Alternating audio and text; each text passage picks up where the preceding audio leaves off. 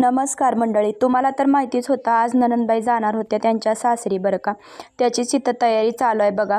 नणंदबाईंना हळदी कुंकू वगैरे लावलं, त्यांची ओटी भरली आणि मस्तपैकी जेवण वगैरे तर झालं होतं बरं का. मग नणंदबाईंची ओटी बिटी भरून घेतली आणि नणंदबाई आल्यापासून 2 दिवस कसे गेले तेच समजलं नाही बरं का.